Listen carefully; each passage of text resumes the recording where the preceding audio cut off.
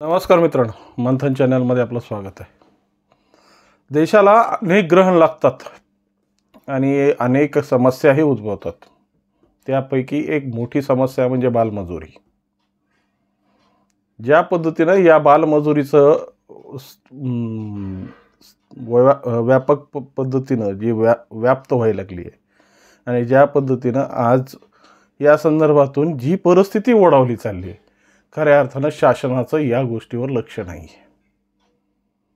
आज कुठेही कशाही कुठल्याही परिस्थितीत गेलं तर आपल्याला बालमजूर हमखास दिसतात आणि या बालमजुरांच्या जीवावर फुलणारी ही जी दुकानदारी आहे, जी काही पद्धतीनं वापरण्यात आलेले कमी पगारात कमी श्रम म्हणजे कमी मोबदल्यात जास्तीत जास्त नफा करून देणारी ही इंडस्ट्री आज चांगल्या पद्धतीनं फुलत आहे. कारण की शिक्षणाच्या बाबतीत जर विचार केला तर शिक्षणाच्या बाबतीत जे 12 वाजलेले आहेत आणि वास्तविक परिस्थितीनं शिक्षण व्यवस्था ज्या स्तराला जाऊन बसली त्या स्तरातून या खालच्या स्तरातल्या लोकांना हे करणं शक्य नाही आहे. कारण की त्यांचं दिवसाचं जे मजदुरी आहे, जी काही रोजगार आहे, तो रोजगार या इंग्लिश शाळेमध्ये किंवा चांगल्या प्रतिष्ठित शाळेमध्ये टाकून त्यांना शिक्षण घेण्यासारखं मुबलक पैसा त्यांच्याकडं नाही आहे. आणि जिल्हा परिषद किंवा नगर परिषदेच्या शाळा यांची अवस्था काय आहे तर आज आपल्या डोळ्यासमोर उभा राहिलेलं हे खूप मोठं चित्र आहे. बीड जिल्ह्यामध्ये ज्या पद्धतीने माध्यमिक शिक्षणाधिकारी आणि प्राथमिक शिक्षणाधिकारी या दोघांवर ज्या पद्धतीचे ताशोरे किंवा ज्या पद्धतीचे सक्तीचे आदेश काढण्यात आलेत आणि 500 कोटीचा जो अफरातफरीचा जो ठपका आज जिल्हा परिषदेच्या शिक्षण विभागावर जो ठप बसतोय, हे त्याचं मूर्तिमंत उदाहरण आहे. वास्तविक पाहताना या बालमजदुरीच्या संदर्भातून ज्या संकल्पना समोर येतात, खऱ्या अर्थानं मध्यमवर्गीयाच्या आणि उच्चवर्गीयाच्या मुलांना याचा सामना करावा लागत नाही. याच्यात सगळ्यात जास्त जे सामना आहे, याच्यातली सगळ्यात जास्त झळ आहे ते खालच्या म्हणजे दारिद्र्य रेषेखाली जीवन व्यापन करणाऱ्या लोकांसाठी. कारण की त्यांच्या उत्पन्नाचे सोर्स फार कमी आहेत. शासन हे रॅशन जरी फुकटचं देत असेल, लाडक्या बहिणीच्या माध्यमातून 1500 रुपये महिना जरी घरी पोहोचत असेल, तरी ज्या पद्धतीची उपजीविका आणि ज्या पद्धतीचं परिस्थिती आज समाजात निर्माण झालेली आहे, त्या समाजाच्या परिस्थितीला सामना करण्यासाठी आज एक भक्कम पावलं उचलण्याची गरज आहे. आणि आज ज्या पद्धतीनं शिक्षण व्यवस्था बोकाळल्यात, ज्या पद्धतीनं समाज व्यवस्था बोकाळल्यात आणि या बोकाळलेल्या परिस्थितीमध्ये कुटुंबाची ज्या पद्धतीची अवस्था, कारण की ज्या झोपडपट्ट्यामध्ये किंवा रोजीरोजीने काम करणारे लोक आहेत, त्यांची अवस्था पाहिल्यानंतर त्यांच्या कुटुंबाची जी बिकट परिस्थिती आजही डोळ्यासमोर उभी राहते. केवळ फक्त अन्न हा विषय नसून निवाराही लागतो, वस्त्रही लागतात, बाकीच्या सगळ्या संदर्भातून या कुटुंबांना आपली उपजीविका भागवणं शक्य होत नाही. आणि शाळेच्या अशा दुरावस्था असल्यामुळं मुलांवर कितपत त्या शाळेचं लक्ष आहे हेही आपल्याला कळतं. मग आपोआप हे मुलं पैसे कमवण्याच्या साधनांमुळं, कारण की कोणता तरी एक मित्र जात असतो आणि त्या मित्राच्या माध्यमातून हाही त्या मार्गाला लागतो आणि त्याच्या शिक्षणाचा बट्ट्याबोळ होतो. हा बट्ट्याबोळ करणारी व्यवस्था खऱ्या अर्थानं आज आपल्या मानगुटावर बसलेलं खूप मोठं भूत आहे. आणि या व्यवस्थेला कुठंतरी आपण ही चांगल्या पद्धतीचा शासनाने ह्याला धडा दिला पाहिजे. हॉटेल असो, दुकानदारी असो किंवा छोटे जे काही जे उद्योग आहेत की ज्या ठिकाणी मजुरांची संख्या खूप मोठ्या प्रमाणात लागते आणि त्या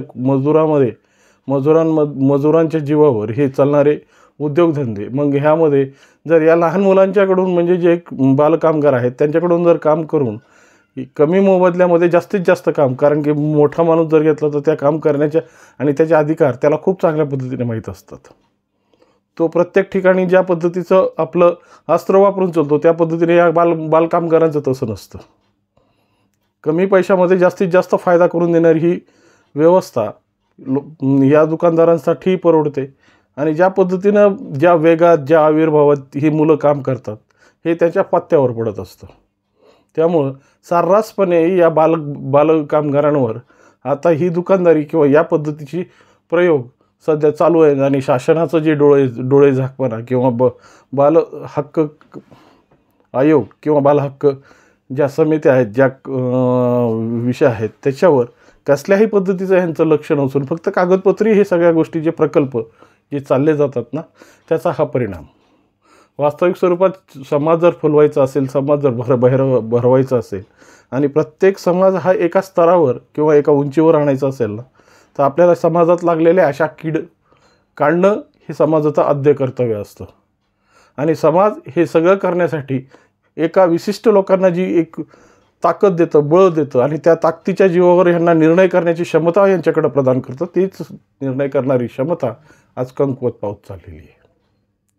कारण की वास्तविक स्वरूपात ज्या पद्धतीचं राजकारण सध्या महाराष्ट्रात चालू आहे, ज्या पद्धतीचा विषय आज महाराष्ट्रात बहरतो आहे, त्यामध्ये फक्त योजना मांडल्या जात आहेत, खैराती वाटल्या जात आहेत. पण या सगळ्या गोष्टींवर ज्या पद्धतीचं सूक्ष्मीकरण करून अभ्यास करणं गरजेचं आहे, ज्या पद्धतीनं या गोष्टींवर खऱ्या अर्थानं लक्ष केंद्रित करण्याची गरज आहे आणि त्याच्यातलाच मूळ विभाग म्हणून शिक्षण हा आज हाताबाहेर जातो आहे. कोणत्या तरी एखाद्या जिल्हा परिषद मेंबरला धरायचं, कोणत्या तरी एखाद्या अधिकाऱ्याला धरायचं, त्या अधिकाऱ्याच्या माध्यमातून आपल्या आपल्या पद्धतीचं शिक्षणाची सुखसुविधा आपल्याला पाडून घ्यायच्या आहेत. मात्र समाजाला जे देणं म्हणून आम्ही वेतन उचलतो किंवा जे पगार उचलतो त्याला फक्त आपल्या उपभोगासाठी वापरायचं, मात्र कर्तव्य हे शून्य अशी असणारी ही व्यवस्था आज खऱ्या अर्थाने या समाजाला लागलेलं खूप मोठं ग्रहण आहे. ही ग्रहण खऱ्या अर्थानं समाजाचा अस्त करण्याच्या मागे आहे. कारण की सगळ्यात जास्त जी संख्या आहे ती मध्यमवर्गीयाची आणि दारिद्र्य रेषेखाली जीवन व्यापार करणाऱ्या लोकांची आहे. उच्चप्रभू लोकांना याचा काही चटका बसत नाही. कारण की उच्चप्रभू लोकांना पाहिजे ती परिस्थिती आणि पाहिजे तो व्यवस्था आपल्या पैशांच्या जीवावर कमवता येते.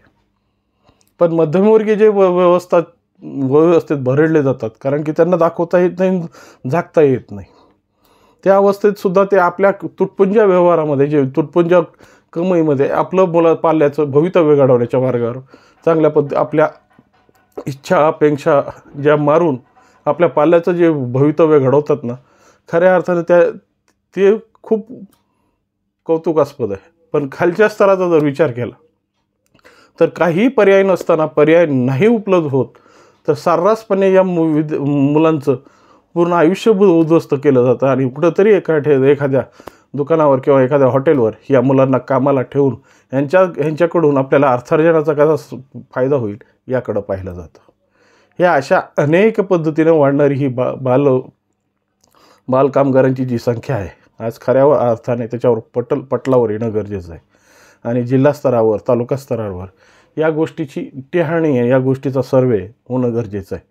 क्राय, युनेस्को यासारख्या संस्था फक्त आज कामापुरत्या किंवा फंडापुरता निर्माण झालेल्या आहेत.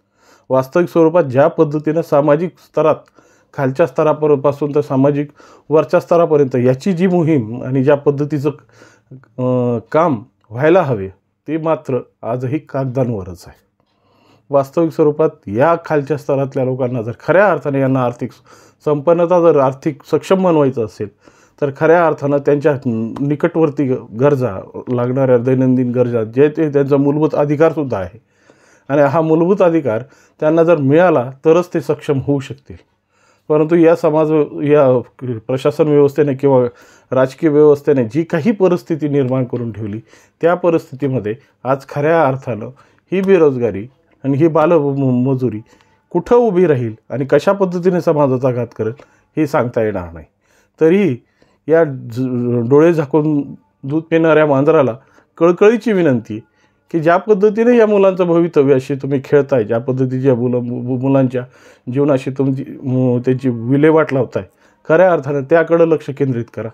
ज्या पद्धतीनं शाळांच्या अवस्था दुरावस्था झालेल्या आहेत, ज्या पद्धतीने शाळा आज फक्त नाममात्र राहिलेल्या आहेत, पटसंख्या बघितली तर तुम्हाला ज्या पद्धतीनं कमकुवत होत चाललेली आहे आणि ज्या ठिकाणी इंग्रजी शाळेंचा किंवा बाकींच्या सर्व व्यवस्थेचा जो बोलवाला होऊन मार्केटिंगच्या पद्धतीनं जी आज व्यवस्था फोपावते, खऱ्या अर्थानं त्याला आळा घालून हे सर्वसामान्य घरातली मुलं यांना कशा पद्धतीने या वलयात आणता येईल, या मुख्य प्रवाहात आणता येईल आणि सर्वसामान्य मुलांमध्येही शिक्षणाचं दूध पाजून त्यांना समाजासाठी कशी बळकटी देता येईल याकडं जर उपाययोजना जर शासनाने केल्या तर खऱ्या अर्थानं भारताची महासत्ता व्हायला काहीच हरकत नाही आणि ह्या दिशेने वाटचालसुद्धा होईल.